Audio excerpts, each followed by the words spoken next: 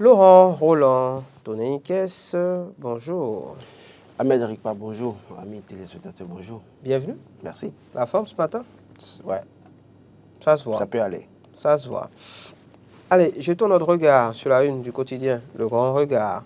6 avril 2016, 6 avril 2024, 8 ans de marche vers une lointaine terre promise, s'interroge le quotidien et de préciser que le Bénin va de résilience en résilience.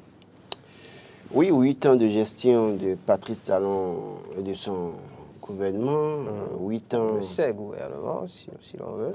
Bon, non, mais c'est le même gouvernement qui a continué, pardon.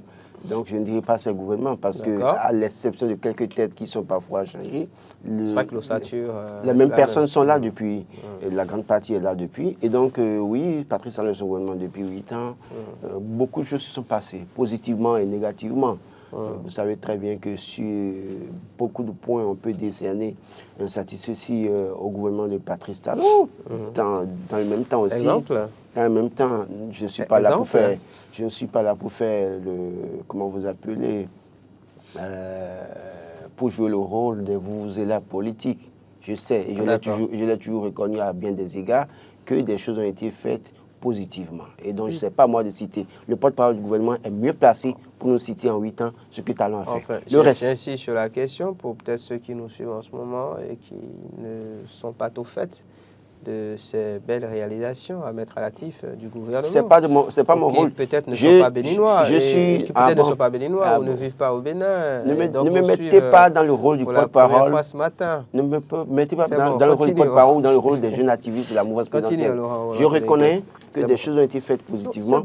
Et négativement, des choses ont été faites. Et donc, sur la question, je crois que s'il y a peut-être à dire quelque chose à Patrice Talon et à son gouvernement ce matin, c'est d'améliorer leur gouvernance et dans une certaine mesure pour finir en beauté et célébrer au soir à la fin de leur mandat en 2026.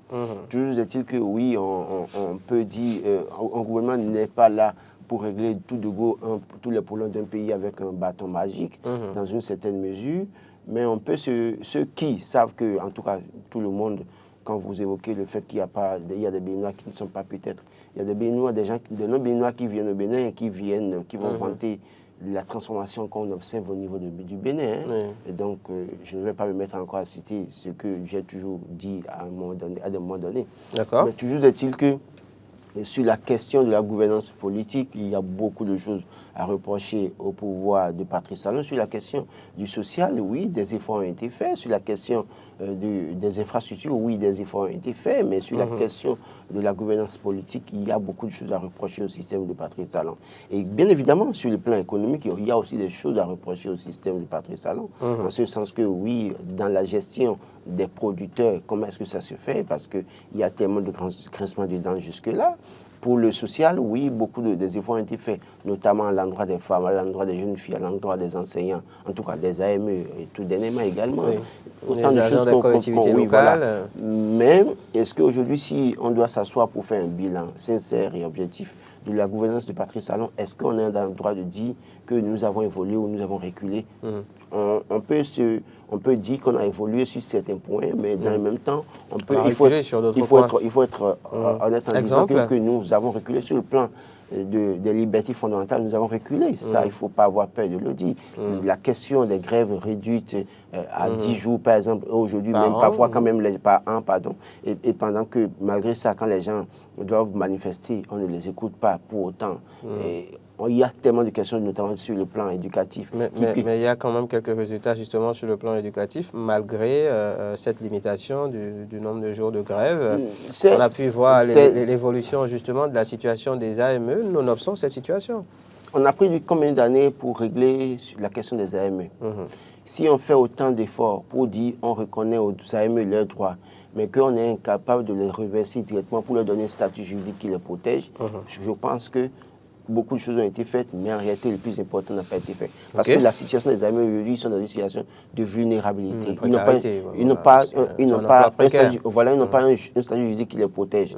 Au moindre geste, on peut te virer. Donc ça, par exemple, c'est une menace. Et quand je prends la question des employeurs, vous dites que les gens, certains viendront chanter sur les plateaux télévisions, aussi les stations de radio, que oui, dans une certaine mesure, avec les règles, grèves réduites, que dans une certaine mesure, que malgré cela, il y a quand même on a de bons résultats. Mais voilà. on a de bons résultats, les acteurs qui font les bons résultats, comment est-ce que nous les traitons? Comment est-ce que nous prenons en compte leurs revendications? C'est de ça qu'il est question. Les enseignants travaillent dans des conditions assez précaires, mais font l'effort de donner les résultats. Mais est-ce qu'en aval, en amont, ils font le travail? En aval, est-ce qu'on est là à répondre à leurs sollicitations? Donc, il y a autant de choses qu'on peut reprocher aujourd'hui. Mais toujours est-il que Patrice Talon nous a promis en 2016, quand il venait, qu'il venait pour la rupture. Mais pour autant, est-ce qu'aujourd'hui, il y a véritablement une rupture? Est-ce qu'il y a véritablement, sur des questions de lutte contre la corruption, il y a une rupture? Est-ce que sur des questions de détournement, il y a véritablement une rupture? Est-ce que sur des questions, en tout cas, de l'égalité sociale, de la justice sociale, est-ce qu'il y a véritablement une rupture? Et est-ce qu'on a un nouveau visage sur ces chantiers? Je me pose des questions en tant que citoyen et en même temps en tant que journaliste. Et je peux évoquer que oui, sur la question de la corruption, c'est vrai qu'un effort est fait, la lutte contre la corruption, un effort est fait. Mais c'est un mal endémique. Malgré tout, voilà, le verre est toujours dans les fruits. Le dernier dossier, le stade général Mathieu Kékou.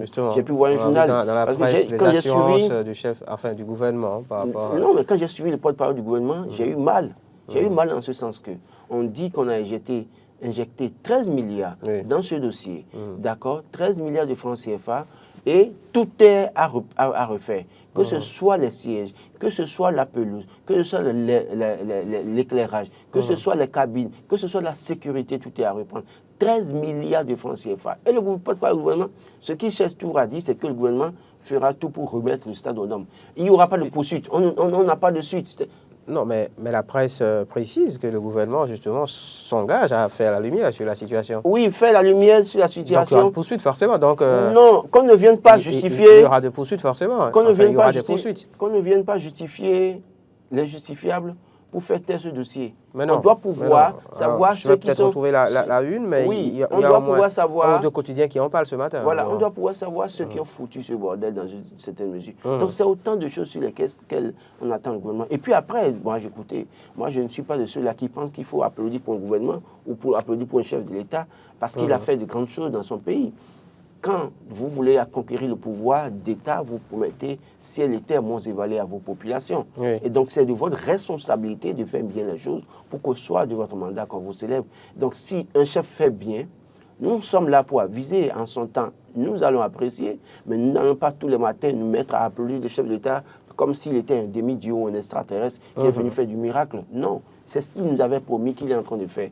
Et d'ailleurs même, est-ce qu'il le fait bien? En son temps, nous allons apprécier. Alors, justement, est-ce qu'il le fait bien? Est-ce que les intrigues politiques aussi ne viennent pas un peu gâcher tout ceci? Il y a un quotidien qui en parle ce matin, Laurent Roland-Antonin-Kess. Le temps pour moi de retrouver la une, justement, c'est l'affiche du jour. Gouvernance sous la rupture, quand la politique fait ombrage au hautement social de Patrice Talon. Est-ce que les intrigues politiques ne viennent pas un peu voiler tout ce qui est fait sur le plan social quand même par ce gouvernement? Les intrigues politiques qui continuent de faire que les situations d'intrigues politiques prennent le dessus. Vous pensez que c'est du fait du gouvernement? C'est du fait du gouvernement. Vous savez, il y a des questions liées aux intrigues politiques qu'on aurait dû régler depuis 1 an, depuis 6 mois, depuis 2 ans. Okay. Et si on réglait ça, on ne donnerait pas de grain à moindre à ceux qui critiquent le gouvernement sur la question des intrigues politiques. Donc dès lors que vous donnez l'occasion aux gens de trouver des choses à redire sur votre système et que vous allez faire des efforts, les efforts seront étouffés par les situations qui se présentent au peuple. Donc si le gouvernement veut que la lumière soit faite davantage sur les actes du hautement social qu'on nous a décrété le 23 mai 2021 à Porto-Novo, je crois que c'est très important maintenant de chercher à régler les problèmes liés aux intrigues politiques et là pour éviter, parce que le problème qui se pose, le pouvoir en place donne des raisons aux opposants de le critiquer tout le temps, donne des raisons aux acteurs de la société civile de le dénoncer à tout moment. Dès lors que ces questions sont réglées, les gens vont chercher peut-être d'autres sujets auxquels ils peuvent s'attaquer, mais en même temps, vous avez le terrain neutre pour pouvoir mieux communiquer sur vos actions. Autrement, vous avez beau agir pour dire que vous êtes dans le hautement social, mais dès lors qu'un seul Béninois se retrouve en difficulté et que vous manifestez une sorte d'inhumanité dans une certaine mesure face à ce seul Béninois, c'est que le peuple peut se pencher du côté de ce citoyen, et c'est ça qui complique les choses pour tout pouvoir. Et moi, je pense qu'aujourd'hui, plus que jamais, le pouvoir en place, notamment à la tête de son chef Patrice Talon, doit pouvoir réfléchir sur la manière dont nous gérons les intrigues politiques. Qu'est-ce que nous faisons pour que ces intrigues politiques, les situations liées aux intrigues politiques n'étouffent pas nos bonnes actions. C'est de leur responsabilité. Ce n'est pas, on ne va pas en vouloir à ceux-là qui surfent sur le terrain des intrigues politiques. C'est des gens qui ont occasionné cette situation, et donc chacun doit pouvoir assumer ce qu'il fait. Une question de responsabilité, donc vous, Laurent Roland-Antonin Caisse, pour revenir justement sur la situation du stade de l'Amitié Général Mathieu Kérékou de Cotonou. C'est les 4 vérités qui en parlent. Le gouvernement réagit, les responsabilités seront situées. Et là, c'est une citation des propos du porte-parole du gouvernement, je présume, par ce quotidien. Alors, on parle d'une gestion, il y a un autre quotidien qui parle justement de l'exemple de la gestion hasardeuse du sport au Bénin, partant de la situation du stade général Mathieu Kérékou. Ailleurs, quand des problèmes comme ça arrivent, d'ailleurs même on a même vu sur la routière, il y a des sujets comme ça, même sans attendre d'enquête, on a interpellé les responsables à divers niveaux qui ont géré le dossier. Et donc, quand on prend du temps, on laisse le temps passer et qu'on dit que les responsabilités seront situées, moi je me pose mille questions et j'attends de voir comment est-ce qu'on va gérer le problème. Toujours est-il que quand on regarde un peu la manière dont... Déjà en juillet 2023, la CAF a saisi la Fédération béninoise de football, notamment sur la question du stade pour dire, écoutez, il faut revoir la pelouse, il faut voir un certain nombre de choses. Écoutez, je ne vous apprends rien en disant que quand ce stade a été rénové, le ministre des Sports a dit clairement, Oswald Omeki, à l'époque, a dit clairement qu'au-delà, en dehors des travaux effectués par les Chinois, ça veut dire que quoi, en griffe, en dehors des 13 milliards, et que le gouvernement béninois a fait appel à un expert CAF, d'accord, qui a revu la qualité de la pelouse, et c'était dans la perspective d'abriter le match de la finale de la Champions League africaine, je crois que je me rappelle. Donc, Coupe CAF ou je sais quoi, Afrique. Donc, vous voyez, vous imaginez. Donc, on a dépêché, en dehors de ce qu'on a investi encore, un expert. Et il a précisé, au fond du contribuable, il l'a précisé, ce n'est pas moi qui le dis. Les vidéos existent. Sur la question de l'éclairage, le porte-parole, le ministre des Sports a encore précisé qu'en dehors de ce qui a été fait, ils ont fait appel aussi à un expert. Et ça aussi... Sur fond donc, du contribuable béninois. Et donc, ça veut dire que quoi? Il y a double emploi dans cette mesure. Il y a un fonds de 13 milliards, mais après, on a fait appel à des experts qui ont travaillé sur ça. Mais moins de 2 ans après, ces choses ont été remises en cause. Posons-nous des vraies questions. Étaient-ce vraiment des experts qui sont amenés? Combien ont-ils pris? Combien ont-ils gagné pour tout ça là? Et puis après, 2 ans après, tout bonnement, moins de 2 ans, tout bonnement, la même CAF qui aurait envoyé des experts remet en cause tout ce qui a été fait. Et puis, de juillet à octobre 2023, rien n'a été fait au point où ils ont été relancés. Et puis, fort malheureusement, le ministre est parti. Peut-être qu'ils étaient en train de jouer contre la montre dans une certaine mesure. Le ministre a finalement, peut-être que s'il se rappelait peut-être de ce dossier, il n'allait peut-être pas démissionner de sitôt.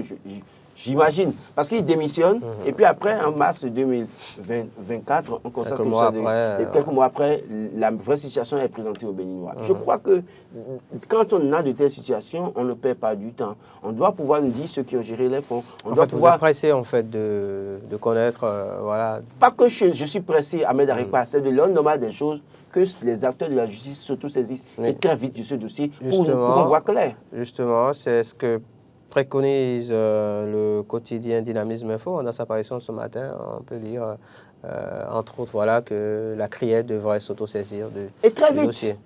Et très vite, parce qu'il ne faut pas perdre du temps, parce que j'ai comme l'impression qu'après, vous allez voir que oui, on va dire que ce n'est pas tel qui a géré les fonds, mais que voilà comment ça s'est passé et que c'est les fournisseurs qui ont fourni des trucs de mauvaise qualité et que ce n'est pas la faute de ceux qui ont géré les sous. Ça va être trop facile. Je sais que celui qui a posé les sièges au stade de Général Mathieu Kékou, je le connais.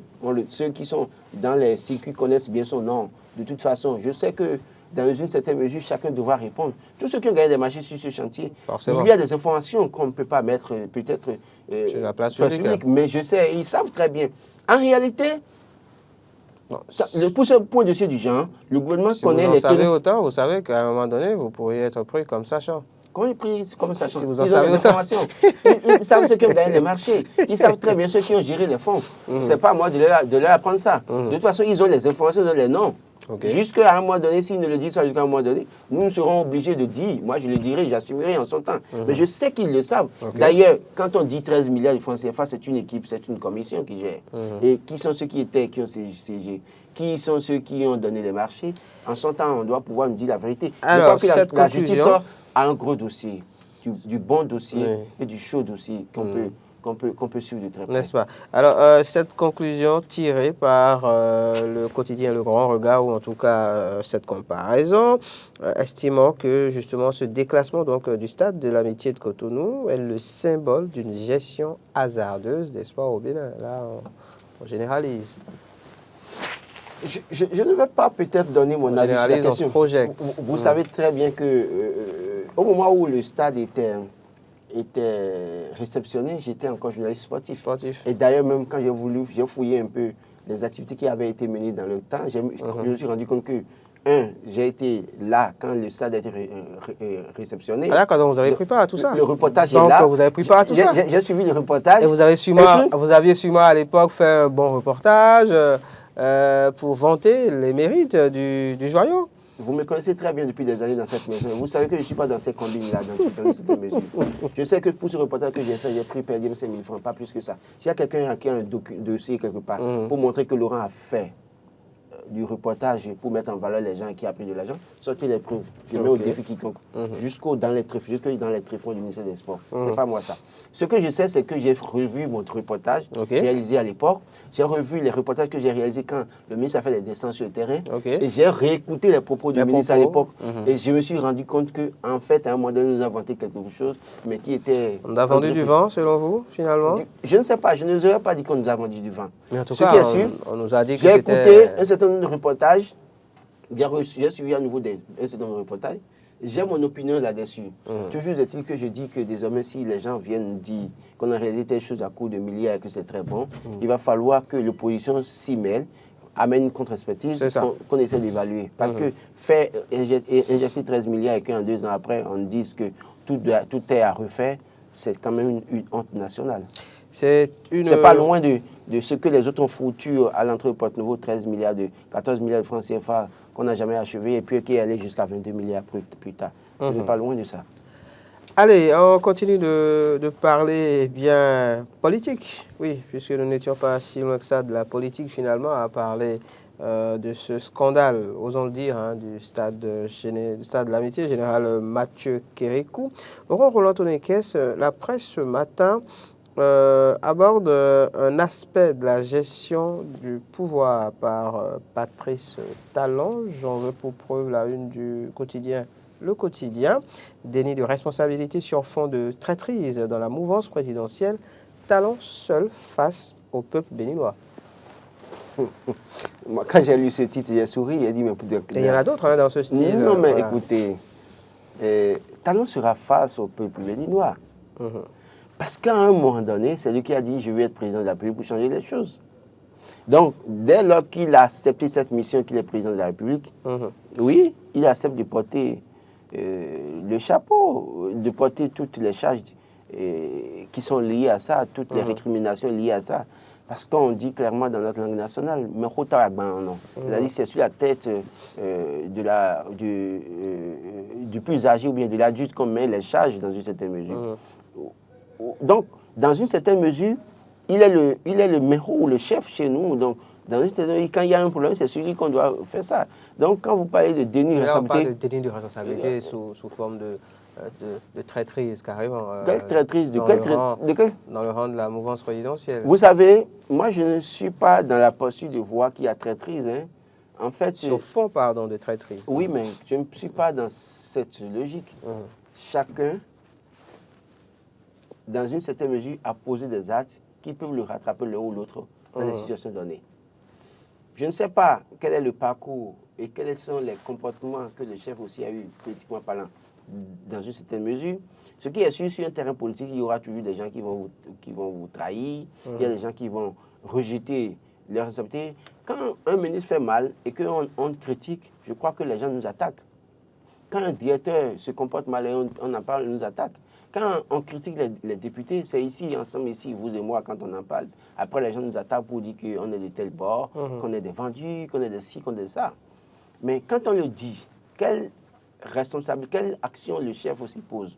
Dès lors que vous avez pris l'engagement parfois de protéger les vôtres dans des dossiers ou dans des situations données, à un moment donné, il arrive le moment où les gens disent qu'ils n'aiment pas nous. Vous imaginez que sur Boni Yayi, beaucoup de choses se sont passées. Mais beaucoup de personnes qui ont servi Boni Yayi sont avec Patrice Talon maintenant aujourd'hui. Et quand vous les écoutez parler, pour eux, c'est que c'est Boni Yayi qui était le plus mauvais de tous les présidents depuis les indépendances au Bénin. Et pourtant, eux aussi, ils ont leurs responsabilités. C'est pourquoi j'ai toujours dit, Patrice Talon, dans une certaine mesure, doit pouvoir se remettre en cause et dire, en 2026, qui va présenter son bilan au peuple béninois? Est-ce que c'est les ministres? Est-ce que c'est les députés? Est-ce que c'est ses amis qui sont dans l'appareil d'État avec lui? Est-ce que ce sont ses parents dans une certaine mesure? Non, ce ne sont pas du tout ces personnes. C'est bien lui, Patrice Talon, qui doit répondre. Donc, il n'y a pas de déni de responsabilité. C'est à lui de prendre sa responsabilité et de pouvoir situer les Béninois sur la gestion du pouvoir d'État. Qu'est-ce que les gens font? Nous parlions tout à l'heure d'un dossier du stade, d'accord? Dans une certaine mesure, il n'y a pas d'état d'âme. Parce qu'au-delà de tout, ce qui se passe là, si ce dossier n'est pas bien géré, on dira que c'est le gouvernement Patrice Talon. Il n'y a pas de mesure. Le truc, le machin qu'on est en train de dégager de l'entrée de Porte-Nouveau, c'est des gens qu'on connaît très bien, qui ont géré ce dossier. Il y a même des députés qui avaient pris des machines là. Mais précisons que c'était sous un autre régime. Non, mais attendez, j'en viens. C'est bien, il y a même des députés qui ont pris des machines là. Bien sûr. D'accord, qui ont pris là. Ils ont déjà pris tout l'argent pour les machines avant, sans même finir le travail. Mais quand le problème est arrivé, vous voyez même les jeunes activistes qui relaient pour le gouvernement, c'est Boni Yayi leur cible. Tous ceux qui parlent, c'est Boni Yayi. On ne voit plus ceux qui ont géré, ceux qui ont été ministres. C'était sous son régime. Donc, tout ce qui va se passer aujourd'hui, si Patrice Talon aussi ne prend pas de responsabilité, en 2026-2027, il y aura d'autres personnes qui viendront dire encore que c'est lui. On ne dira pas que c'est tel ministre, on ne dira pas que c'est tel député. C'est pour ça que je dis, ce n'est pas déni de responsabilité. C'est au chef de nous montrer le bon chemin et de montrer à ces personnes qui sont autour de lui qu'au fond, c'est lui qui reste le maître à bord et que c'est lui seul qui doit rendre compte au peuple béninois. Et donc, si quelqu'un fait mal, et s'il y a un problème, il doit taper du poing sur la table. Autrement, en son temps, les gens seront libres parce que, vous savez, les acteurs politiques béninois, c'est des papillons. Dès lors qu'il y a une nouvelle fleur quelque part, vous les voyez poser sur la nouvelle fleur. Et pour prendre le nectar. Et puis après, dès lors que cette fleur est fanée, automatiquement, le lendemain, il y a une nouvelle fleur. Ils viennent, ils sont encore là, en masse pour sucer le nectar. Donc, ça ne changera pas autant de Patrice Talon, et c'est à lui de prendre ses responsabilités. Les autres vont toujours continuer à montrer ce qu'ils sont. Et nous sommes habitués à ça. Vous évoquiez tout à l'heure le nom de l'ancien président de la République, Thomas Boni Yayi. Le matinal évoque également son nom à sa une ce matin. Nouveau code électoral, Yayi et les démocrates en campagne d'intoxication. Non, moi je crois que les gens font mal en voulant tirer à tout bout de champ sur Boni Yayi parce que les démocrates ont décidé d'aller marcher le 1er mai ou je sais quoi contre le code électoral. Au sein de la formation politique, je me réjouis que des gens commencent par parler, libérer la parole en disant que oui, ce code, ce n'est pas bien. Il y a quelques jours, tout le monde chantait en tout cas. Ceux qui sont acquis à la cour du pouvoir, et ceux qui, peut-être, entre-temps, peut-être ont reçu quelques jetons dans les coulisses, ont chanté comment ce code est le meilleur code de toute l'Afrique, comment c'est le meilleur code depuis les indépendances. Et pourtant, l'ancien code, ce que nous avions utilisé de 91 à 2016, à quelques exceptions, quelques changements près qui ont été opérés. De toute façon, on sait qu'on a pu organiser au moins 6 ou 7 élections législatives, on a pu organiser au moins 5 à 6 élections présidentielles. Et donc, ça n'a pas posé pour autant de problèmes. Et puis, ce que nous a amené en 2019, on a vu ce que ça a créé. Et puis après, on nous amène encore un autre en 2024. Vous imaginez ce que ça crée. Même au sein de la mouvance présidentielle, il y en a qui, devant caméra, vont vous dire que c'est le meilleur code. Mais ils savent très bien que ce qui est fait là, ce n'est pas bon. Et quand les acteurs politiques de l'opposition, les acteurs de l'opposition ne sont pas les soumis ou les bénéficiaires du régime de Patrice Talon. Ils sont libres de s'exprimer et de dire ce qu'ils pensent de ce code électoral et d'aller Donc, vous estimez que c'est de l'intoxication que de dire que Yahi et les démocrates sont en campagne d'intoxication? Oui, c'est de l'intoxication. C'est une mauvaise manière de traiter l'information. Une très, très mauvaise manière de traiter l'information. Nous sommes dans un pays du droit. Les gens sont libres de manifester. Après ça dépend du discours qui est tenu sur le terrain. Parce que si le discours qui est tenu sur le terrain n'est pas conforme à ce que dit le code, par exemple, s'il y a des interprétations biaisées du code qui sont faites sur le terrain, là, je pense qu'on est en droit de parler d'intoxication. Quand on parle d'intoxication, je comprends pourquoi c'était parmi eux aussi disent que moi, j'intoxique par rapport au code, parce que moi, j'ai entendu des gens le dire clairement, parce qu'eux pensent que tout le monde doit être comme des moutons de panuche, et dit clairement, chanter vous êtes là. Non, chanter en tout cas. Moi, je crois que dans une certaine mesure, nous sommes dans un pays de droit. Et chaque citoyen a le libre de donner son avis sur tel sujet. Les démocrates donnent leur avis sur le code électoral. Non, je n'ai pas insulté le chef de l'État. Vous m'avez entendu dire le faire une fois. Vous m'avez vu, attendez, vous m'avez vu diffamer une fois. C'est-à-dire que oui, on a la liberté de dire ce qu'on pense, mais il ne faut pas intoxiquer. Qui a intoxiqué? Qu'est-ce qu'ils appellent intoxication? Parce que les gens sont contre. Justement, on pose la question aux confrères, vous et moi. Vous savez mieux que moi. Pour savoir ce qu'il en est concrètement. Vous savez mieux que... Parce qu'on ne peut pas dire qu'on ne peut pas parler d'intoxication s'il s'agit réellement d'intoxication, s'il s'agit réellement de mauvaise interprétation, s'il s'agit de prêter des intentions. Vous savez mieux que moi que toutes les réactions, toutes les opinions qui seront dans le sens contraire de ce que les autres ont voulu, ils vont traiter ça d'intoxication, ils vont traiter ça d'insurrection, ils vont dire que les gens veulent soulever les populations, autant de choses. Vous savez, on se connaît, on n'est pas né en 2024 au Bénin quand même. Et vous connaissez très bien comment ça se passe, les choses. Donc, je conclus que les gens trouveront à dire sur la démarche des démocrates, alors qu'ils doivent se souvenir qu'en son temps, ils ont organisé les mercredis rouges pour dire à Boni Yahi et consorts ce qu'ils pensaient de sa gouvernance. Donc, laissez aussi les gens parler, s'exprimer. On va demander aux acteurs de l'opposition de ne pas aller faire des casses, de ne pas avoir des propos discourtoires, qu'ils restent dans le cadre de la revendication de ce qu'ils disent par rapport au code électoral, que ça ce soit une mobilisation, une manifestation responsable. C'est tout. Le reste après, j'aime mieux cette formule. J'aime mieux cette formule. Allez, on poursuit avec Matin Libre à présent, qui se penche sur le cas de Madougou Rekia, les droits justement de cette dernière bafoués en prison, selon le quotidien Matin Libre, Vicence Boko, par la Talon.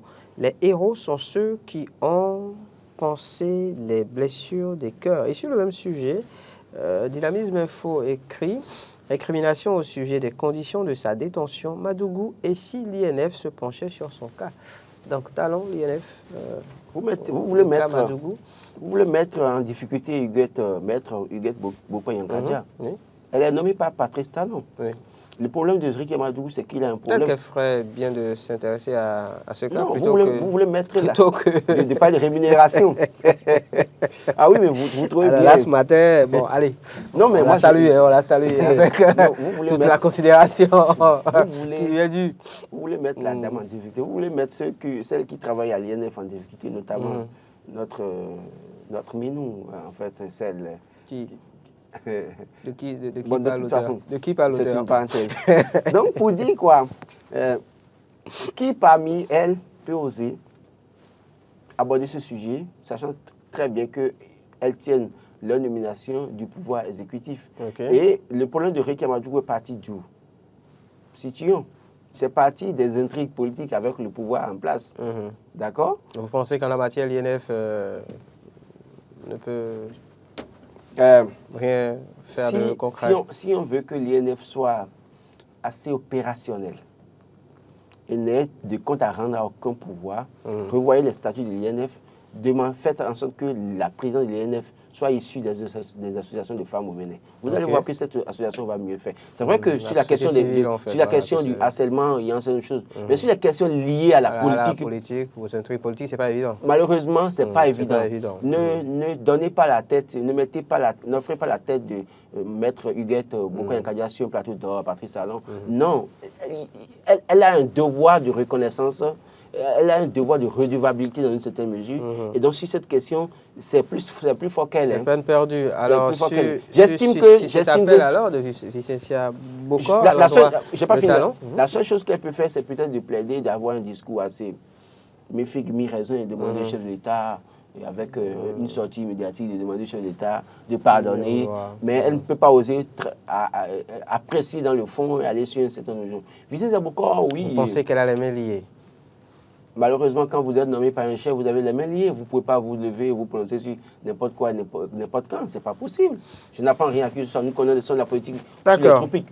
Sur le cas de Vicentia Boko, qui était aussi présidente de l'INF, Formule Souboniaï, également, qui en parle, cadre accompli. Femme à respecter au Bénin. Quand elle se prononce ici également, il faut prendre en considération ce qu'elle dit. Et quand elle s'adresse au chef de l'État.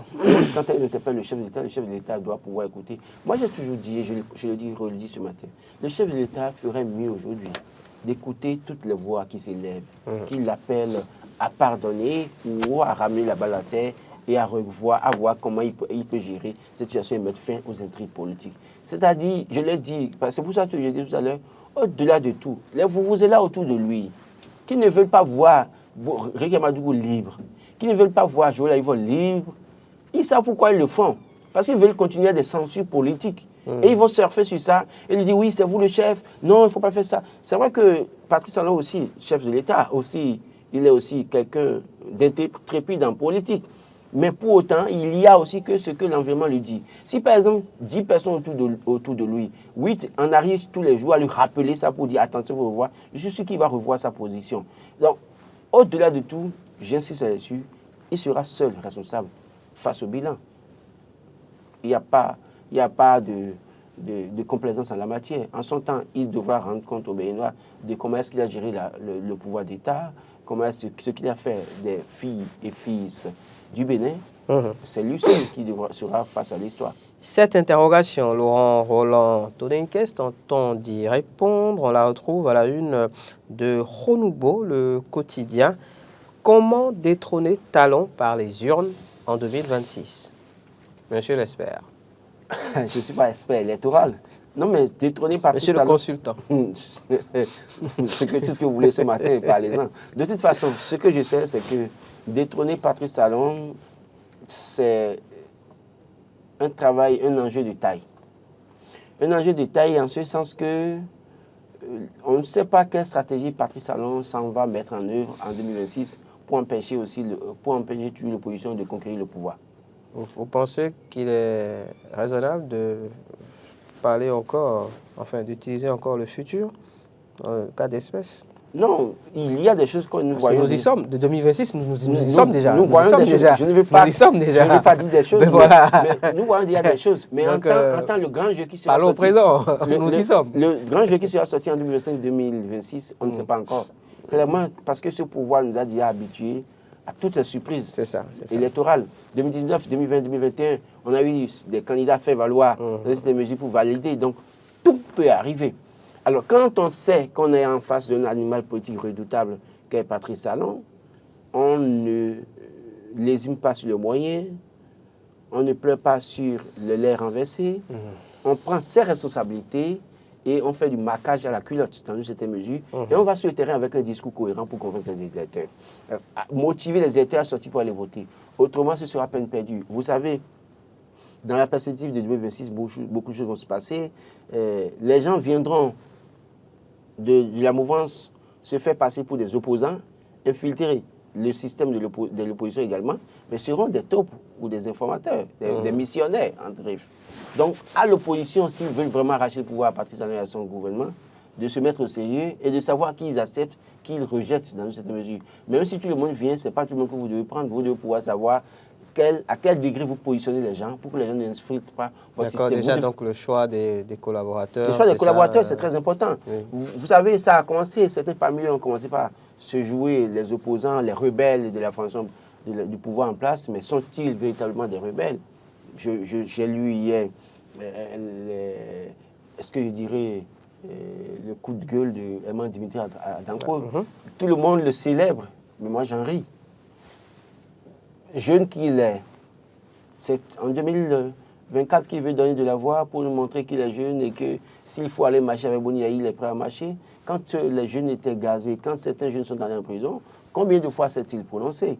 Donc, attention, tous ceux qui viendront jouer... Donc ça, c'est un premier piège qu'il faut déjouer. Oui, mais c'est un premier piège qu'il faut déjouer. Mais après, après la question des collaborateurs... Mais il faut vraiment s'assurer que sur le terrain, les gens sont prêts à voter. Parce qu'il y a beaucoup qui... Mobiliser donc, la foule. Le discours chez les citoyens... Surtout les électeurs. Le discours chez les citoyens, quand vous leur posez la question, qu'est-ce qu'ils vous disent?